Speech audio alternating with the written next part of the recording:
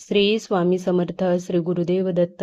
2 February 2026 गुरु प्रतिपदा आहे. माघ कृष्ण प्रतिपदा, यालाच आपण गुरु प्रतिपदा असं म्हणतो. बघा, या दिवशीच नरसिंह सरस्वती महाराज हे कर्दळी वनामध्ये गुप्त झाले होते. त्यांना खरं तर गाणगापूरमध्येच गुप्त व्हायचं होतं, पण त्यांच्या भक्तांचा आक्रोश पाहून त्यांनी कर्दळी वनात गुप्त व्हायचं ठरवलं होतं. आणि ते गुप्त कर्दळी वनात झाल्यानंतर स्वामी महाराज प्रकट झाले होते. जेव्हा नरसिंह महाराज गुप्त होणार होते, नरसिंह सरस्वती महाराज गुप्त होणार होते, त्याच्या अगोदर त्यांनी त्यांच्या निर्गुण पादुका त्यांच्या भक्तांसाठी गाणगापूरमध्ये स्थापन केल्या होत्या. आणि तोच दिवस आपण मोठ्या उत्साहात गुरु प्रतिपदा म्हणून साजरा करतो. गाणगापूरमध्ये तर इतक्या उत्साहात हा दिवस साजरा केला जातो ना, खूप उत्साहात साजरा केला जातो. पण त्यासोबतच आपल्याला घरी देखील गुरु प्रतिपदा साजरी करायची आहे. तर त्यासाठी तुम्हाला काय काय करायचं आहे, कोणता नैवेद्य दाखवायचा आहे, कुठल्या आरत्या बोलायच्या आहेत, व त्यासोबतच खूप महत्त्वाचे असे 2 अध्याय आपल्याला या दिवशी वाचायचेच आहेत. तर ते कोणते हे सर्व मी तुम्हाला व्हिडिओमध्ये सांगणार आहे, त्यामुळे व्हिडिओ शेवटपर्यंत नक्की बघा.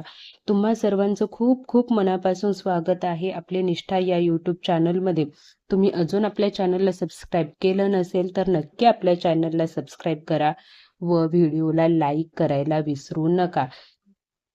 बघा, सगळ्यात पहिलं म्हणजे आपल्याला 2 फेब्रुवारी दिवशी काय करायचं आहे, तर 2 फेब्रुवारी दिवशी आपल्याला सगळ्यात पहिलं शक्य होत असतील ना, तर तिन्ही टायमिंगच्या आरत्या आपल्याला करायच्या आहेत. सकाळची आरती 8 वाजताची, त्यानंतर 10:30ची, नंतर 6ची, आणि तिन्ही शक्य होत नसाल तर कमीत कमी एक आरती तरी तुम्हाला पूर्ण म्हणायचीच आहे.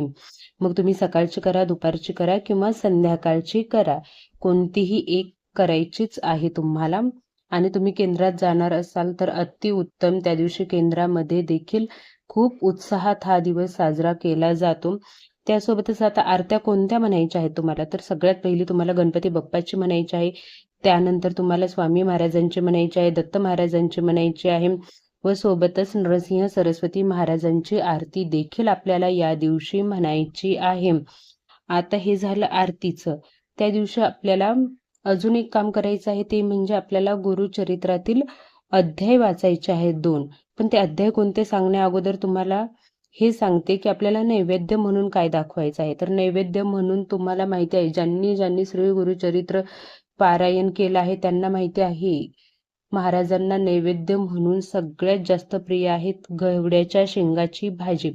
या दिवशी आपल्याला घेवड्याच्या शेंगाच्या भाजीची नैवेद्य दाखवायचा आहे. त्या भाजीमध्ये कांदा लसूण आपल्याला वापरायचा नाही आहे.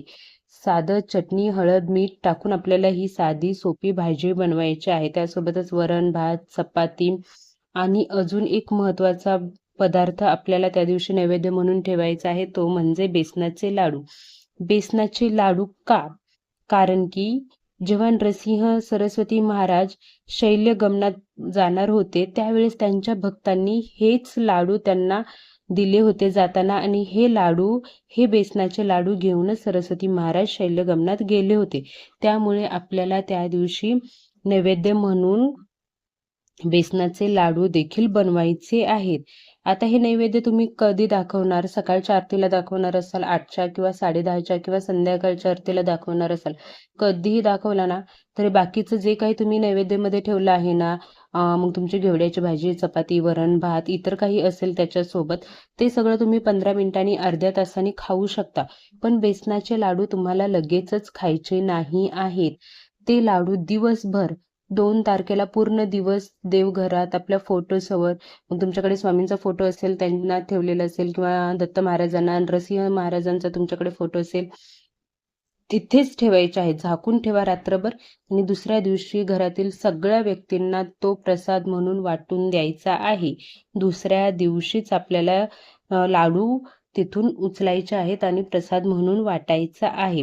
आता त्यासोबतच अध्याय कोणते वाचायचे आहेत, तर गुरुचरित्रातील 51 आणि 52 हे अध्याय आपल्याला या दिवशी वाचायचे आहेत. गुरु प्रतिपदेच्या दिवशी 51वा अध्याय व 52वा अध्याय वाचायचा आहे. आणि वाचताना हळू आवाजात वाचायचं नाही आहे, स्वतःला ऐकायला येईलच, पण आपल्या आजूबाजूला जे आहेत आपल्या घरातल्या प्रत्येक व्यक्तीच्या कानावर हे अध्याय गेले पाहिजेत.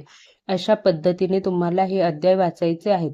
पण समजा जर तुम्हाला काही मासिक धर्म आला किंवा काही प्रॉब्लेम आला, तुमच्या घरामध्ये जर शिवता शिवत होत असेल, म्हणजे तुम्ही बाजूला बसत नसाल, घरात दुसरं करणारं कोणी नसेल, अशा वेळेस तुम्ही काही सेवा केली नाही तरी चालेल. कारण की आपल्याला मासिक धर्मामध्ये कुठलीच सेवा देवाजवळ जाऊन करता येत नाही. नाही नैवेद्य दाखवता येतो, नाही आरती करता येते, नाही तुम्ही हे अध्याय वाचू शकता. अशा वेळेस तुम्ही यूट्यूबला जरी अध्याय लावून फक्त ऐकले ना आणि मनोमन स्मरण केलं ना फक्त स्वामींचं, कारण की स्मरण करण्यासाठी कुठलाही विटाळ, कुठलंही सुतक किंवा पाळी हे मॅटर करत नाही. त्याच्यामुळे तुम्हाला जर काही अडचण असेल तर तुम्ही यूट्यूबला लावून फक्त ऐकलं तरी चालेल. सगळ्यात महत्त्वाचं आहे की तुम्ही किती मनोभावाने ही पूजा करताय, किती मनोभावाने तुम्ही सेवा करताय, किती विश्वासाने करताय ना, ते खूप महत्त्वाचं आहे. त्याच्यामुळे तुम्हाला जर मासिक धर्म असेल तर तुम्ही फक्त यूट्यूबला लावून ऐका, पण नसेल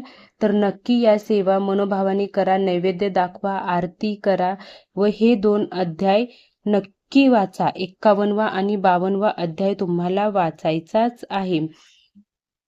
अशा प्रकारे तुम्हाला गुरुप्रतिपदा साजरी करायची आहे. श्री स्वामी समर्थ. श्री गुरुदेव दत्त.